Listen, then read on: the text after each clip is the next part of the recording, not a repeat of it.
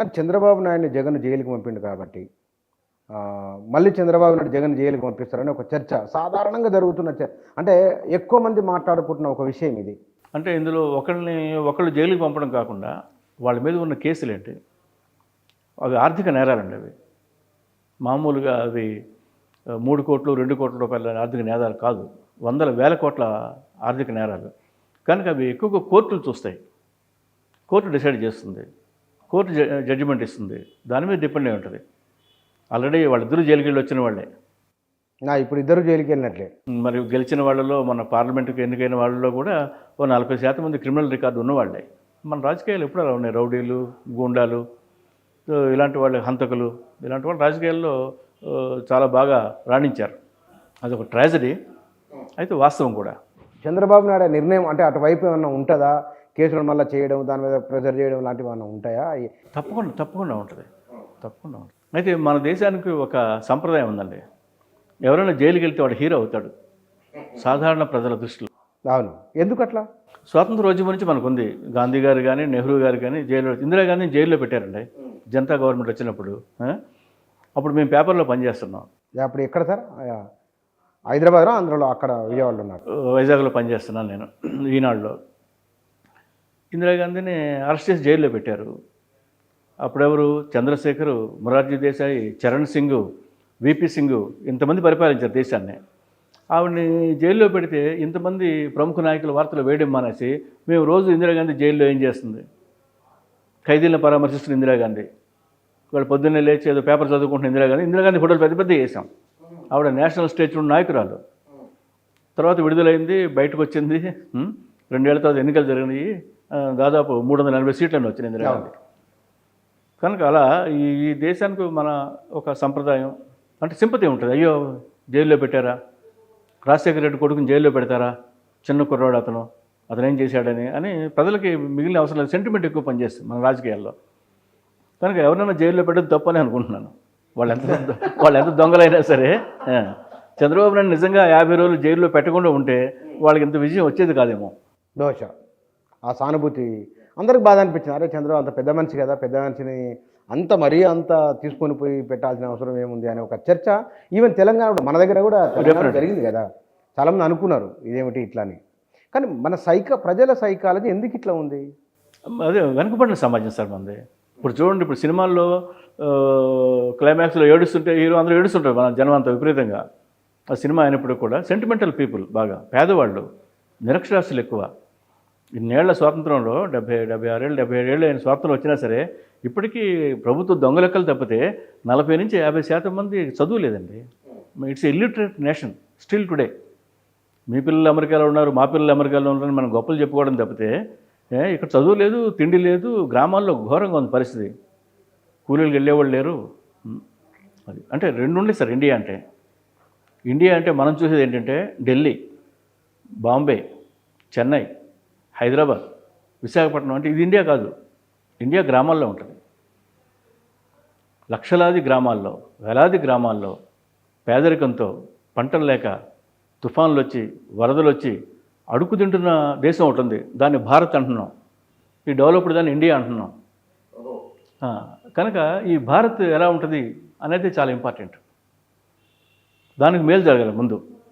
మన గొప్పలు, మనం విమానాల్లో తిరగడాలు, మనం ₹1 పెట్టి కార్లు కొనుక్కోవడం, ఇదంతా హంబగ్. ఇది దొంగ డెవలప్మెంట్ ఉంటుంది దీన్ని.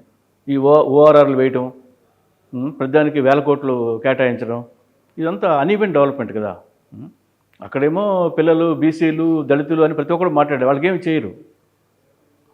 వాళ్ళకి తగిన స్కూళ్ళు ఉండవు, మంచి బట్టలు ఉండవు, బూట్లు ఉండవు, పుస్తకాలు ఉండవు.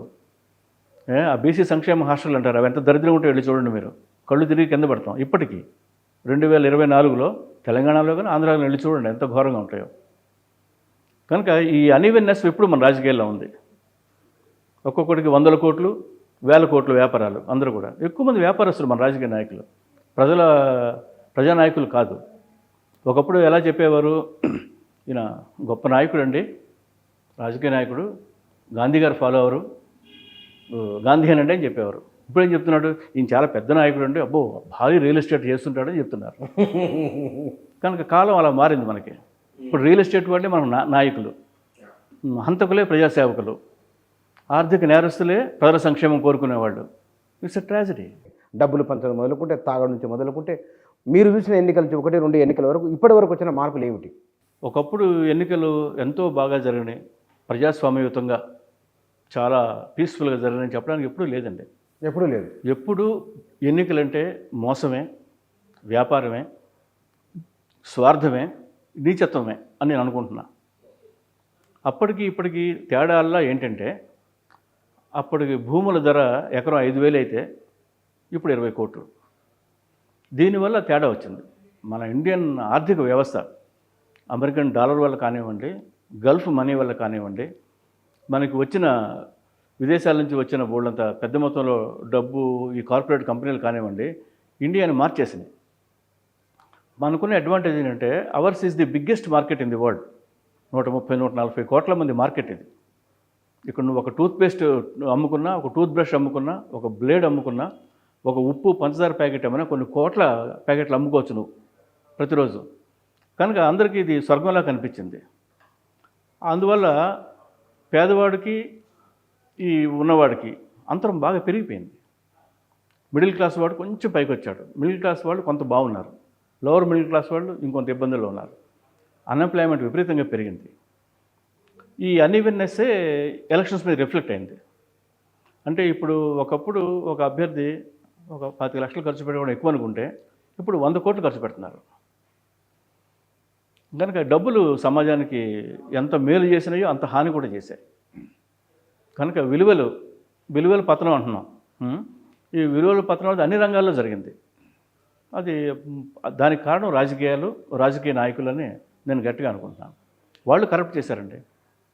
ఈ దేశంలో పేదవాడు ఎప్పుడు కూడా నాకు డబ్బులు ఇవ్వండి మీ పార్టీకి ఓటేస్తాను, నాకు సారా పోయించండి మీ పార్టీకి ఓటేస్తాను, నాకు బిర్యానీ పెట్టండి మీ పార్టీ జెండా మోస్తాను ఎప్పుడూ అడగలేదు. వీడి స్వార్థంతో ఆ పార్టీ పొడి మీద ఈ పార్టీ వాడు గెలవాలని, ఈ పార్టీ వాడు ఇంకోటి గెలవాలని వీళ్ళు పోటీపడి స్వార్థపరులైన నీచులైన రాజకీయ నాయకులు ప్రజలకి నీకు మందు పోయిస్తా, నీకు ఓటుకి 500 రూపాయలు ఇస్తా, వచ్చి బిర్యానీ తిను, చికెన్ కర్రీ తిను అని వీళ్ళు పాడు చేశారు, జనాన్ని కరప్ట్ చేశారు. పేదవాడు వాడు 100 రూపాయలు కూడా మందు కొనుక్కోలేడు సార్. వాడు నువ్వు ఇస్తున్నావు ఫ్రీగా ఒక వారం రోజులు తాగుతాడు. వాళ్ళని ఇప్పుడు నేరస్తులని, ఓటు పవిత్రమైందని, తల్లి లాంటిదని, చెల్లి లాంటిదని పిచ్చివాగులు అవుతున్నారు రాజకీయ నాయకులు. పేదవాడు తాగుతాడు సార్, వాడు బిర్యానీ తింటాడు. నెలలో ఒకసారి కూడా మాంసమో చికెనో వండుకెళ్ళని పేదవాడు నువ్వు 4 రోజులు పెడతానంటే వచ్చి భోజనం చేస్తాడు శుభ్రంగా. తప్పేముంది చేసి నువ్వు పేదవాడిని తప్పుపట్టి ప్రజలు దొంగలని, జగన్మోహన్ రెడ్డి కూడా డబ్బులు ఇచ్చాను వాళ్ళు ఎందుకు నేను నాకు ఎందుకు వేయలేదు అన్నారు. ఇది మన రాజకీయ నాయకుల స్టైల్. ఇది స్టైల్ అంటే ఏంటి? యారగెన్స్ అంటే అలవి మాలిన అహంకారం వీళ్ళది. ప్రజలు ఎవరు కావాలి? నా వ్యాపారాలు, నాకున్న సంస్థలు, నాకున్న లాభం పెరుగుతూనే ఉండాలి. పెట్టుబడిదారు వీళ్ళందరూ లాభం తగ్గితే సహించలేరు, ప్రజలను క్షమించరు వీళ్ళు. అది మన ట్రాజడీ.